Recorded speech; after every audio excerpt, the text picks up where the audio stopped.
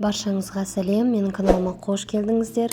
Бүгін сіздерге молочная девочка тортының оригинал рецептімен бөлісетін боламын, және тортты бірге оформлениесін жасайтын боламыз. Ал бастаймыз. Ең алдымен ыдысымызға жұмыртқаны, сгущенканы және де бөлме температурасында тұрған жұмсақ сары майды саламыз. Және осы үшеуін жақсылап миксерлеп аламыз.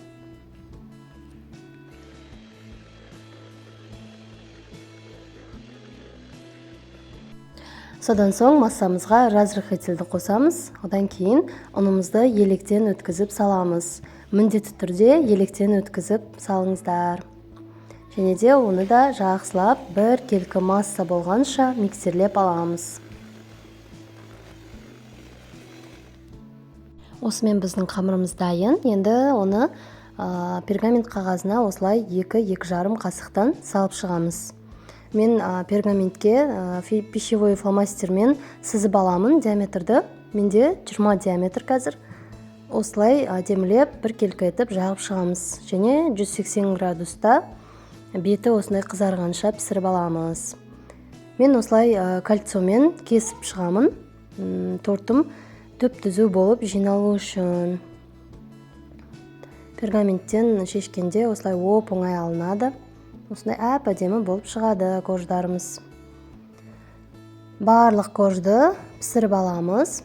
Осылай беті қызарғанша. Мен осындай қызартып пісіріп алғанды ұнатамын. Негізі аппақ болғаннан осындай қызарып піскені әдемі.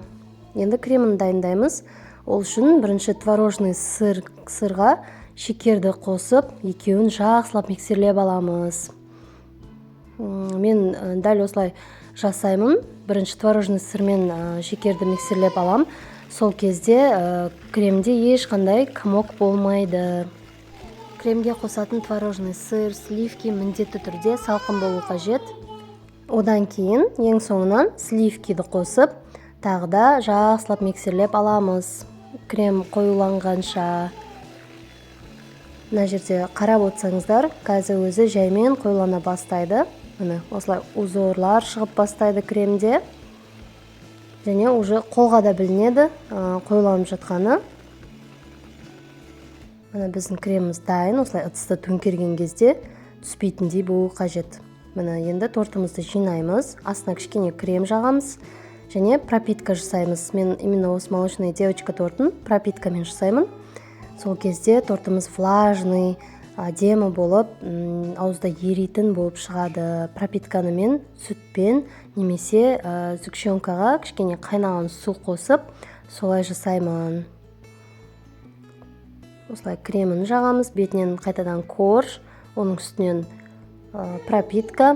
Пропитканы да қатты көп жақпайсыздар. Осы видеодағыдай кішкене ғана қосып жасаймыз. Мен тортта осындай ацетатный пленка, оның үстінен кальцоны қойып жинаймын. Сол кезде тортымыз теп-тегіс әдем болып шығады, түп-түзу болып жиналады. Мына ең соңғы кожды саламыз.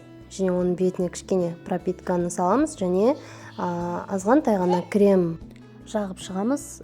Және де торттың бетіне пищевой пленканы жауып қоямыз. Холодильниктегі басқа иістер тортқа сіңіп қалмас үшін.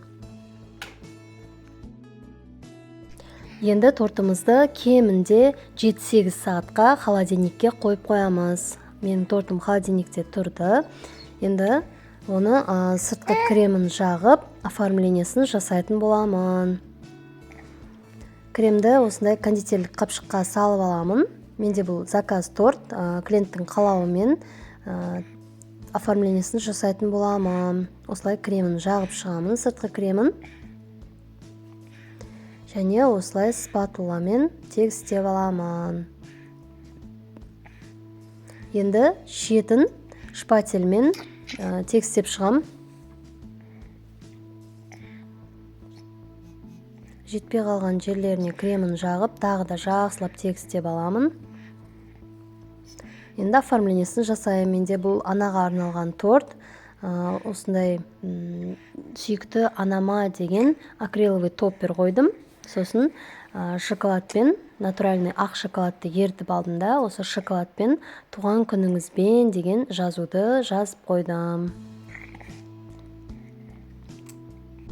Торттың жанын осылай толқынды етіп шығамын шпательдің көмегімен. Бұл да әдемі бір оформление болады. Және де осылай жемчуг посыпкалармен сәндеп шығамын. Осылай біртіндеп әдемілеп қоямын.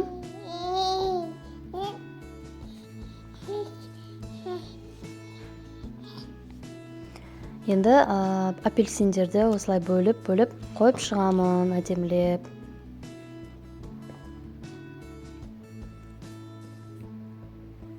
Ал торт дайын, осындай болып шықты. Менде бұл заказ торт болған соң, сіздерге дәл осы торттың разрезін көрсете алмаймын. Осы рецептпен жасалған, өзімізге жасалған молочная девочка тортының разрезін көрсететін боламын. Тортымыз мына осындай әдемі болып шығады кескен кезде. Осындай жұмсақ керемет болады. Сіздерге рецепт ұнаған болса, лайк басып, комментарий жазып кетіңіздер. Міндетті түрде жасап көріңіздер осы тортты.